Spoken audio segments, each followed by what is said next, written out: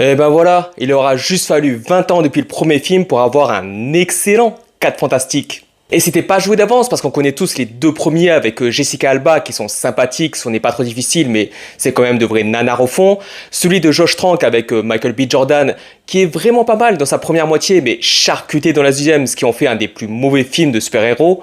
Et là, on arrive au stade MCU, de sa plus mauvaise période, bien que Captain America, Brave New World et Thunderbolt soient plutôt acceptables. Mais on n'est pas au summum de leur créativité ni qualité cinématographique. Superman en face. Eh bien, pourtant, dès les premières minutes, ça se voit et ça continuera jusqu'à la fin. On est devant un film où tout est fignolé, tout est pris au sérieux, histoire, personnages, acting, effets spéciaux, scènes d'action, musique. Alors on n'est pas devant une révolution, mais tout est tellement bien fait de A à Z qu'on a enfin un vrai film de super-héros qui se fout pas de nous.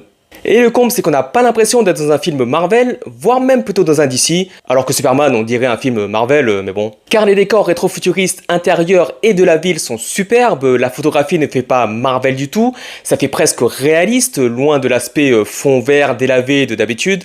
Là, on a des couleurs chatoyantes et lumineuses, mais sobres en même temps.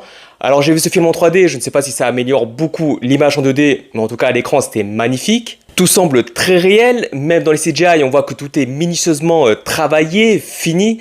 La surfeuse d'argent jouée par une excellente Julia Garner a un côté palpable physiquement, loin de l'aspect métal liquide de Terminator 2.